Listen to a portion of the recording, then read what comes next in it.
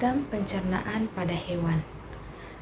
Di sini saya akan menjelaskan tentang sistem pencernaan pada hewan. Sistem pencernaan pada hewan adalah rangkaian organ dan struktur yang berfungsi untuk mencerna makanan, menyerap nutrisi, dan membangun sisa-sisa makanan yang tidak dapat dicerna.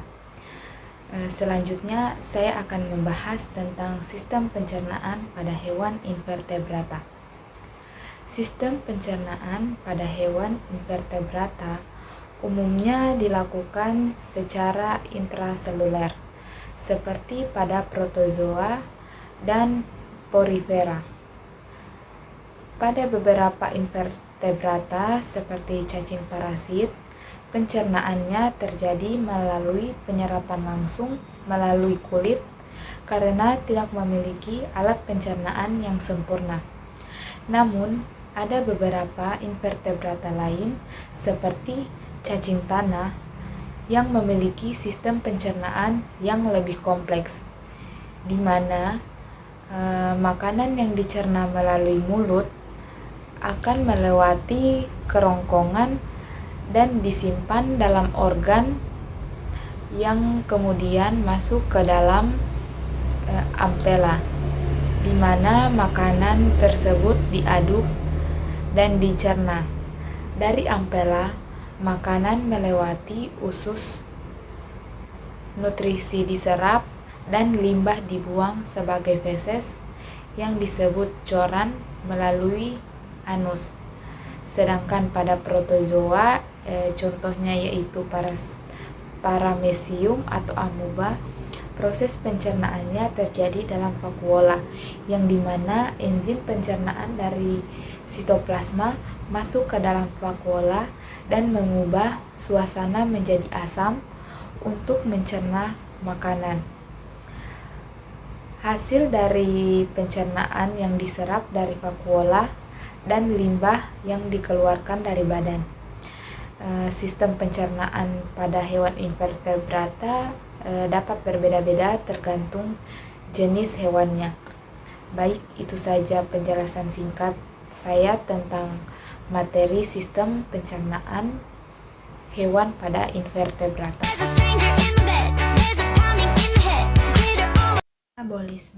Metabolisme pada hewan invertebrata melibatkan berbagai proses dan organ-organ yang berbeda-beda tergantung pada spesiesnya.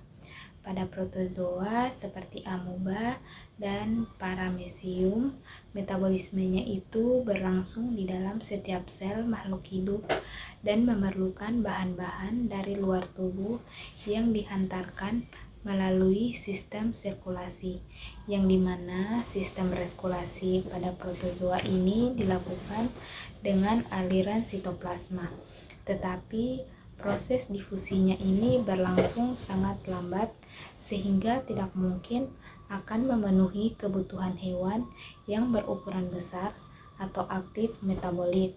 Sedangkan pada moluska, ekskresi organnya adalah ginjal dan kelenjar perikardial, di mana ginjal ini berkomunikasi dengan selom, sedangkan lapisan epitel perikardiumnya mengandung jaringan berglandula yang dimana itu berfungsi sebagai kelenjar perikardial. Baik, itulah sedikit penjelasan saya tentang materi metabolisme pada hewan invertebrata. Sistem peredaran darah. Sistem peredaran darah adalah sistem biologis yang berfungsi untuk mengalirkan darah dan nutrisi dari satu bagian tubuh ke bagian lainnya melalui jaringan pembuluh darah. Fungsi utama dari sistem peredaran darah adalah untuk memasuk oksigen dan nutrisi ke seluruh tubuh serta membuang sisa metabolisme yang tidak dibutuhkan. Nah, di sini saya akan menjelaskan tentang sistem peredaran darah pada hewan invertebrata. Saya mengambil contoh pada peredaran darah cacing tanah. Cairan yang terdapat dalam tubuh cacing tanah berupa darah Darah ini beredar ke seluruh tubuh dengan melewati pembuluh darah sehingga disebut juga dengan peredaran darah tertutup. Darah pada cacing tanah mengandung hemoglobin yang berfungsi untuk mengangkut oksigen. Berbeda dengan hewan vertebrata, hemoglobin pada cacing tanah ini tidak terdapat pada sel-sel darah merah. Peredaran darah pada cacing tanah agak sederhana. Jantung cacing tanah berupa 5 lengkung aorta. Darah dari pembuluh darah dorsa mengalir ke bagian kepala, kemudian melewati 5 lengkung aorta ke arah belakang dan melewati pembuluh darah ventral. Pembuluh darah ventral mengangkut darah ke arah belakang. Kemudian akan diteruskan ke suatu sistem pembuluh darah yang lebih kecil dan rumit dan akan berakhir di kapiler-kapiler, dan disinilah terjadi pertukaran gas yang berada di dalam perut. Itu saja sedikit penjelasan tentang sistem peredaran darah pada hewan invertebrata. Sistem pernafasan pada hewan. Respirasi atau pernafasan merupakan proses memperoleh gas oksigen dari udara bebas sehingga dihasilkan karbon dioksida sebagai sisa metabolisme. Respirasi pada hewan menunjukkan perbedaan antara hewan yang satu dengan yang lainnya. Alat respirasi ada yang berupa paru-paru, insang, kulit, trakea, dan paru-paru buku.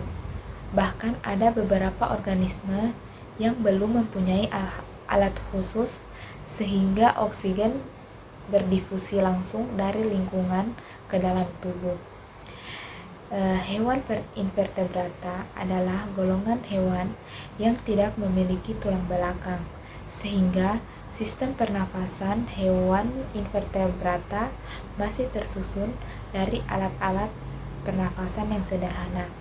Bahkan ada beberapa spesies seperti Porifera belum memiliki sistem pernafasan khusus sebagaimana alat-alat pernafasan manusia. Pada umumnya, hewan invertebrata melakukan pernapasan langsung melalui proses difusi pada permukaan tubuhnya. Cacing belum memiliki sistem pernafasan yang kompleks, yang dimana cacing ini masih bernapas melalui permukaan kulitnya. Oksigen di udara akan berdifusi melalui kulit cacing yang tipis dan memiliki banyak kapiler. Sistem pernafasan pada cacing juga berbeda sesuai dengan filumnya. Pada filum Platyhelminthes atau Planaria dan Annelida bernafas dengan permukaan kulitnya, yang dimana cacing habitatnya di air seperti Polychaeta memiliki alat pernafasan berupa parapodia yang kemudian akan berubah menjadi insang. Mekanisme pernafasan pada cacing juga sangat sederhana, yaitu oksigen yang terlarut dalam air berdifusi lewat permukaan kulit yang tipis dan basah. Selanjutnya, oksigen tersebut ini akan diedarkan ke seluruh tubuh. Karbon dioksida yang dihasilkan sebagai sisa pernafasan akan dikeluarkan dalam tubuh melalui permukaan kulit dengan proses difusi. Kulit cacing ini cenderung berlendir dan basah. Hal ini bertujuan agar proses difusi dapat berlangsung dengan lebih mudah. Baik, itu saja pembahasan sedikit tentang sistem pernafasan pada hewan invertebrata. Sistem ekskresi pada darah adalah proses pengeluaran zat-zat sisa metabolisme yang tidak digunakan lagi oleh tubuh. Sistem ekskresi ini sangat penting untuk menjaga homeostatis tubuh, yaitu keseimbangan kondisi internal tubuh yang diperlukan untuk kehidupan normal. Sistem ekskresi pada hewan invertebrata memiliki sistem ekskresi yang lebih sederhana, seperti difusi melalui membran seluler atau nefridia. Contoh hewan invertebrata seperti protozoa yang tidak memiliki organ ekskresi yang terspesialisasi, tetapi zat sisa yang dikeluarkan melalui membran seluler. Kemudian ada sistem ekskresi pada cacing tanah. Cacing tanah, moluska, dan beberapa hewan invertebrata lainnya memiliki struktur ginjal yang sederhana atau biasa disebut dengan nefridia. Struktur tersebut terdapat di setiap segmen tubuhnya, dan dalam cairan tubuh pada cacing tanah yang memenuhi rongga tubuhnya terkandung sisa metabolisme maupun nutrien. Cairan inilah yang disaring oleh ujung tabung yang berbentuk corong dengan silia yang disebut dengan nefrostom. Dari nefrostom, hasil yang disaring tersebut kemudian akan dibawa melewati tubulus sederhana yang juga diselaputi oleh kapiler-kapiler darah. Pada tubulus ini akan terjadi proses reabsorpsi bahan-bahan yang penting seperti garam-garam dan nutrien terlarut, air, dan zat-zat buangan yang dikumpulkan dalam tubulus pengumpul suatu wadah yang merupakan bagian dari nefridia untuk selanjutnya yang akan dikeluarkan melalui lubang ekskretori di dinding tubuh yang biasa disebut dengan nefridiofor. Baik, itu penjelasan sedikit tentang sistem ekskresi pada hewan invertebrata. Dan termoregulasi. Pertama, osmoregulasi pada hewan invertebrata adalah proses yang sangat penting untuk menjaga keseimbangan cairan tubuh dan tekanan osmotik. Hewan invertebrata seperti moluska, serangga, dan cacing tanah memiliki sistem osmoregulasi yang berbeda-beda. Namun, mereka menggunakan mekanisme seperti filtrasi, reabsorpsi, dan sekresi untuk mengatur konsentrasi cairan tubuh dan ion-ion. Pada cacing tanah seperti Lumbricus terrestris berperan sebagai regulator hiperosmotik yang efektif. Hewan ini secara aktif mengabsorpsi ion-ion dan urin yang diproduksinya secara encer dan mendekati isosmotik terhadap darahnya, dan diduga konsentrasi urinnya akan disesuaikan berdasarkan kebutuhan keseimbangan udara tubuhnya. Regulasi homostatis juga dilakukan dengan pendekatan perilaku seperti aktif di malam hari dan menggali tanah lebih dalam bila permukaan tanahnya kering.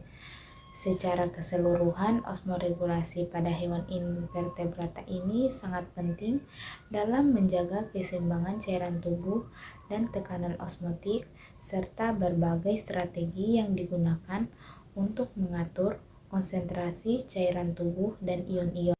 Ada termoregulasi. Termoregulasi pada hewan invertebrata adalah proses yang terjadi pada makhluk hidup untuk mempertahankan suhu internal agar berada pada kisaran yang dapat ditolerir. Termoregulasi pada hewan invertebrata berbeda dengan hewan vertebrata karena hewan invertebrata tidak memiliki sistem termoregulasi yang kompleks seperti hewan vertebrata. Hewan invertebrata seperti serangga, cacing, dan lain-lain memiliki sistem termoregulasi yang lebih sederhana dan terbatas. Ada beberapa cara seperti konduksi, konveksi, radiasi, evaporasi. Hewan invertebrata tidak memiliki organ-organ yang spesifik untuk mengatur suhu tubuh seperti hewan vertebrata. Mereka hanya menggunakan cara-cara lain untuk mengatur suhu tubuh seperti mengatur tubuh, bergerak, atau menggunakan bahan-bahan yang dapat mengatur posisi suhu. Contohnya pada serangga dapat mengatur suhu tubuhnya dengan cara mengatur posisi tubuhnya terhadap sumber panas atau dingin. Sedangkan cacing dapat menggunakan bahan-bahan yang dapat mengatur suhu untuk mempertahankan suhu tubuhnya. Hewan invertebrata juga memiliki adaptasi yang lebih kompleks untuk mengatur suhu tubuh. Contohnya itu pada serangga.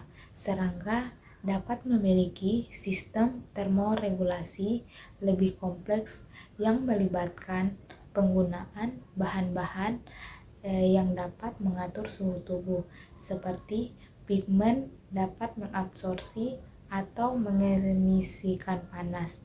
Namun, sistem termoregulasi pada hewan invertebrata ini umumnya masih lebih sederhana dan terbatas. Termoregulasi pada hewan invertebrata. Sistem koordinasi saraf pada hewan invertebrata. Sistem saraf pada hewan invertebrata ini berkembang dari sistem saraf primitif berupa sel-sel saraf yang tersebar menyerupai jala pada protozoa hingga membentuk ganglia dan saraf pusat serta saraf tepi pada Platyhelminthes, Arthropoda, Annelida, dan moluska. Sistem saraf pada invertebrata umumnya masih sederhana dan pusat sarafnya sendiri itu belum ada, kecuali pada beberapa jenis hewan yang pusat sarafnya berupa kumpulan simpul saraf atau ganglion. Sistem saraf pada Planaria Platyhelminthes ini memiliki simetris bilateral dan menunjukkan sentralisasi dengan sistem saraf pusat seperti tangga. Kemudian ada juga cumi-cumi dan gurita yang memiliki sistem saraf yang didominasi oleh otak besar. Sedangkan pada cacing tanah ini dia memiliki sistem saraf Annelida yang terdiri dari otak pusat kecil dan kabel saraf ventral dengan setiap ganglion segmental yang bertanggung jawab atas fungsi sensor dan motorik. Dalam beberapa hewan invertebrata seperti serangga, sistem sarafnya ini terdiri dari otak, ganglion, dan saraf tepi yang menghubungkan bagian tubuh lainnya. Sistem saraf pada hewan invertebrata ini berbeda-beda, yang dimana semakin tinggi tingkatan hewannya, maka semakin kompleks juga sistem sarafnya. Baik, itu saja sedikit penjelasan tentang osmoregulasi dan termoregulasi pada hewan invertebrata.